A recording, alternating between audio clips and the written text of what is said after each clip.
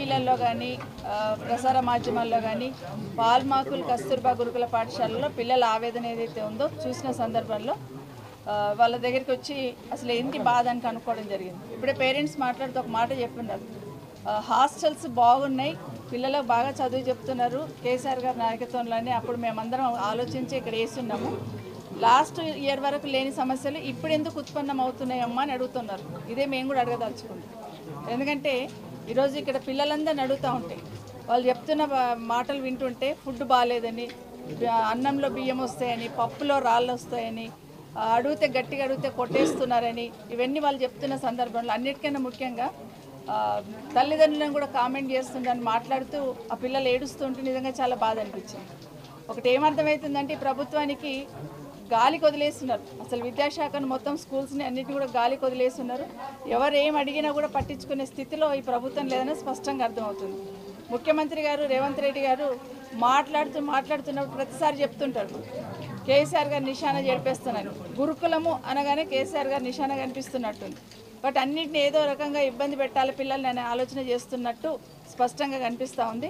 నిజంగానే ఇప్పటికైనా ఒక్కసారైనా ఈ ముఖ్యమంత్రి గారు ఈ ప్రభుత్వంలో ఉన్న పెద్దలు ఎవరైనా కూడా కనీసం హాస్టల్స్లో ఇట్లా జరుగుతుందని మేము అసెంబ్లీలో మెన్షన్ చేసినా కూడా ఇప్పటివరకు స్పందించి రివ్యూ చేసిన సందర్భం ఇప్పటివరకు మేము చూడలేదు. కనీసం రివ్యూ చేసి ఒక డైరెక్షన్ ఇచ్చున్నాం, ఇబ్బంది కలగకూడదని చెప్తున్నాం అనే ఆలోచన ఇప్పటివరకు వినలేదు.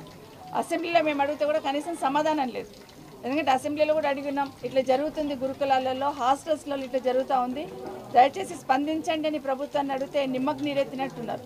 పిల్లలే పసికూనలు అన్యం పుణ్యం తెలియని వాళ్ళు రోడ్డు మీదకి వచ్చారంటే ఎంత బాధ ఉంటే వాళ్ళు రోడ్డు మీదకి వచ్చి ఉంటారు. దయచేసి అర్థం చేసుకోమని కోరుతా ఉన్నాను. ఇప్పటికైనా ఈ ప్రభుత్వం కళ్ళు తెరిచి విద్యాశాఖ మీద దృష్టి పెట్టి పేద పిల్లలే హాస్టల్స్కి వస్తారు, పేద పిల్లలే గవర్నమెంట్ స్కూల్స్కి వస్తారు, దాని మీద దృష్టి పెట్టి చర్య తీసుకోవాలని కోరుతా ఉన్నాను. ఖచ్చితంగా కలెక్టర్ గారు నిజంగానే పిల్లలు రోడ్డు మీదకి వచ్చిందంటే ఇమీడియట్గా కలెక్టర్ గారు ఇక్కడ అటెండ్ అయ్యి చూడాల్సిన సందర్భం. కానీ వాళ్ళకు కూడా ఇటు పక్క తిరిగి చూసే తీరిక లేకుండా అయిపోయింది. ఎవరు కూడా ఇక్కడికి వచ్చి చూసిన సందర్భం లేదు. ఇప్పటికైనా ఈ ప్రభుత్వం మేల్కొని, ఎందుకంటే చాలా మాటలు చెప్పినారు. గతంలో ప్రతిపక్షంలో ఉన్నప్పుడు కేసీఆర్ గారు ముఖ్యమంత్రిగా ఉన్నప్పుడు గవర్నమెంట్ స్కూల్స్ అన్ని క్లోజ్ చేస్తున్నారని, లేకపోతే హాస్టల్స్లో ఇబ్బంది ఉందని పెద్ద గొంతెత్తి మాట్లాడున్నారు. 3000 స్కూల్స్ క్లోజ్ అయినాయి, గవర్నమెంట్ స్కూల్స్ అనేది ఆ రోజు టీఆర్ఎస్ ప్రభుత్వం అనేది నింద మోపిన్నారు. కానీ ఈరోజు చూస్తూ ఉంటే మేము అడిగిన సందర్భంలో అసెంబ్లీలో అడిగితే కూడా సమాధానం లేదు. మరి 3000 స్కూల్స్ ఎక్కడెక్కడ క్లోజ్ అయినాయి చూపించమంటే చూపిస్తలేదు. కానీ ఈ ప్రభుత్వం వచ్చిన తర్వాత 8 నెలల్లో మాకు వచ్చిన ఇన్ఫర్మేషన్ ప్రకారం దాదాపుగా 700 నుండి 800 స్కూల్స్ క్లోజ్ చేస్తున్నారు. టీచర్స్ లేక, నిన్నగాక మొన్న కొడంగల్లోనే టీచర్స్ లేక స్కూల్ క్లోజ్ చేసిందని పేపర్లో వచ్చింది. ముఖ్యమంత్రిగా నియోజకవర్గం స్కూల్ క్లోజ్ అయిందని వచ్చింది. ఆదిలాబాద్ జిల్లాలో ఒక చిన్న ఇన్ఫర్మేషన్ తెచ్చుకుంటే 43 స్కూల్స్ ఈ సంవత్సరం క్లోజ్ చేస్తున్నారు. నిజంగానే సంగారెడ్డిలో చూస్తున్నాం, సంగారెడ్డిలో చూస్తే 1200 పైచిలకు స్కూళ్ళల్లో 1100 పైచిలకు టీచర్ల పోస్టులు ఖాళీ ఉన్నాయి. కనీసం టీచర్ పోస్టులు ఖాళీ ఉన్నప్పుడు పక్కన ఎక్కువ ఉన్న టీచర్స్ని ఇక్కడ డిప్యుటేషన్ మీద ఇచ్చి రన్ చేయాల్సిన సందర్భం ఉంటుంది. కానీ అటుపక్క దృష్టి పెట్టట్లేదు. ఈరోజు పిల్లలు ఇవి ఇబ్బందులే కాదు, చాలా హాస్టల్స్లలో నిన్న 2 days బ్యాక్ చూసినాం ఎలుకలు కొరుకుతున్నాయండి.